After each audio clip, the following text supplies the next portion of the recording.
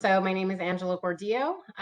Currently, I work for Phoenix Children's Hospital Foundation, where I'm the manager of foundation giving. I've been with the hospital now for 5.5 years, and I've been in that role since 2019.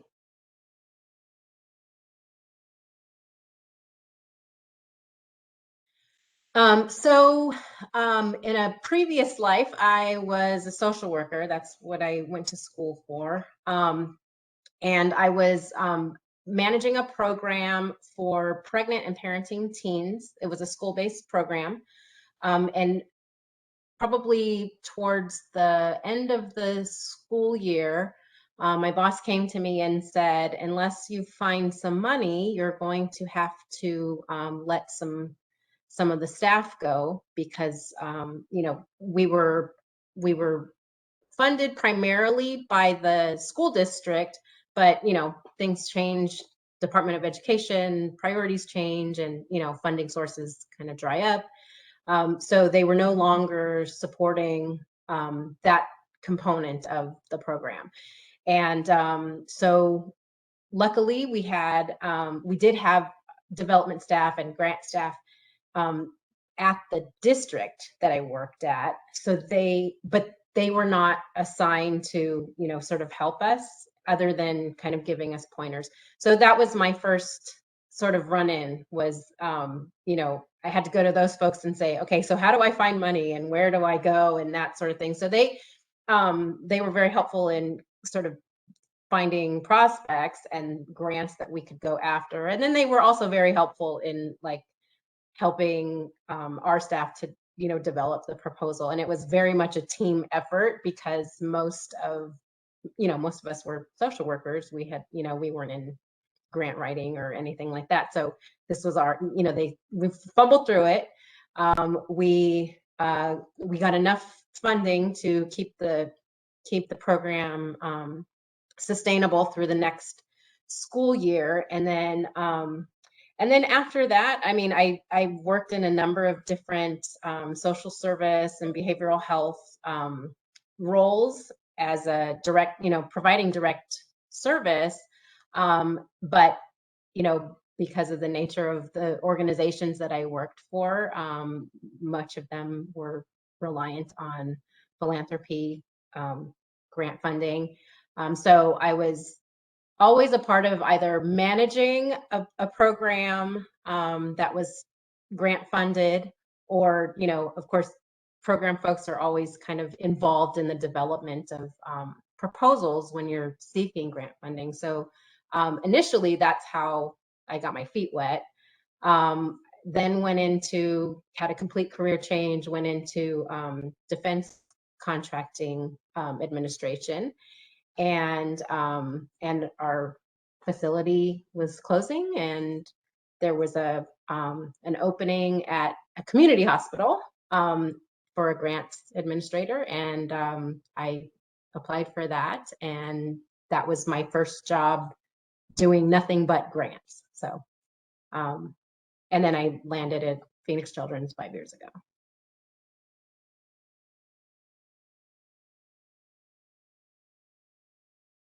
Certainly the direct service roles and managing programs, that were grant funded, because I knew from that, from that perspective, I knew what funders were expecting in terms of, reporting and, what they expected as far as outcomes and demonstration of return on investment.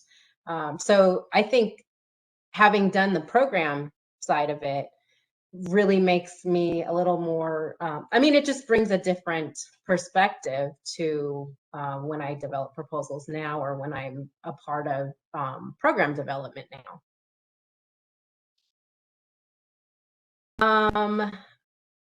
Well, if they care to indulge in a in a full-on explanation, I think oftentimes they are surprised that I don't just sit at a computer and write all day.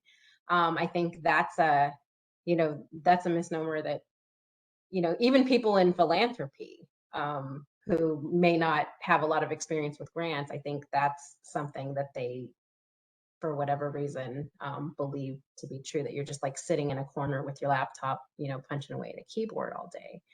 And I have found that that is probably the least efficient way to get a really compelling proposal completed. So yeah.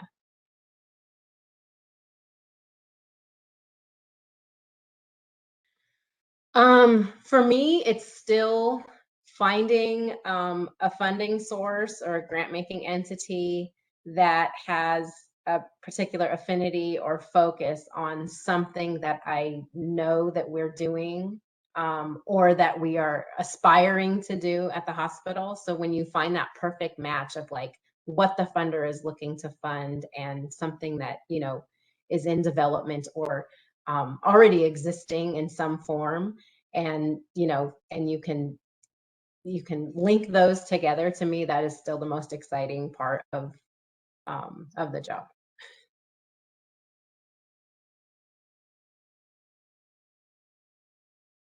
So grant specifically, we request that they have grant specific um, experience, not just fundraising. I think at the very least we have made that impression that it's a different sort of um, animal than other revenue generating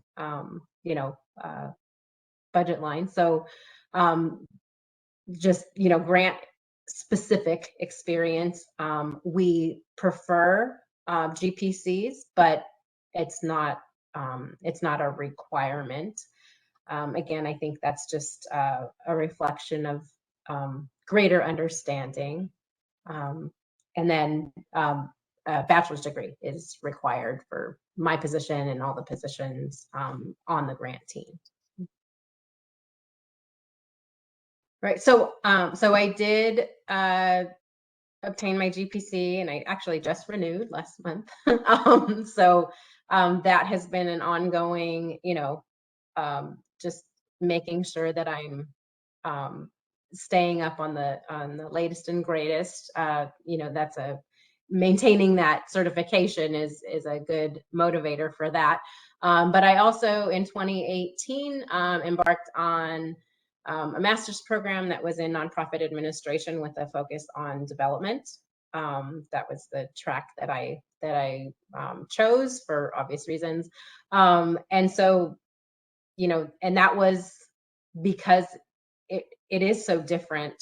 It's still nonprofit, but it is so different from direct service and what I had been doing before in the nonprofit world. And so, that was just, I think, you know, kind of a confirmation of my, passion for this piece of it, right? I got burned out. I can, doing the direct service um, part for so many years. But this is still a way to, make a significant contribution to missions that I care about, and organizations that I care about, and work that I think is worthy.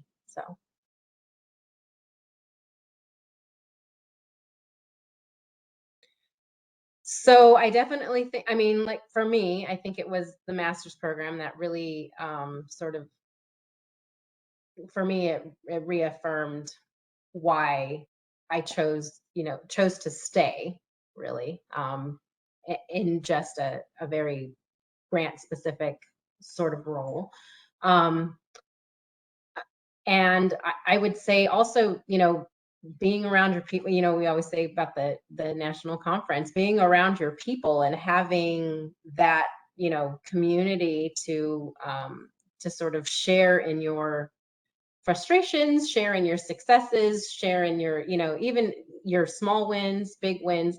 That has also been very helpful to me, because I do hear that from other grant professionals that they're just kind of at various points in their career. You know, it's not always burnout. Like I said, sometimes it is just, you know, people just starting out and really not understanding, you know, how to navigate the whole um, grant world. So my suggestion, or my, you know, what has sort of kept me motivated and passionate, has really been surrounding myself with other grant professionals. We share in our, you know, frustrations. I think, you know, there are a lot of things that happen that are shared experience that are unique to grant professionals in nonprofit.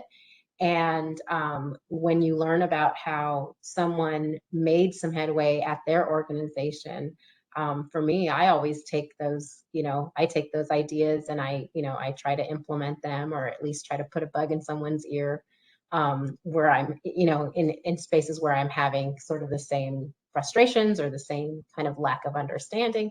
And you only get that from people who do what you do and understand that, you know, that role within an organization. So.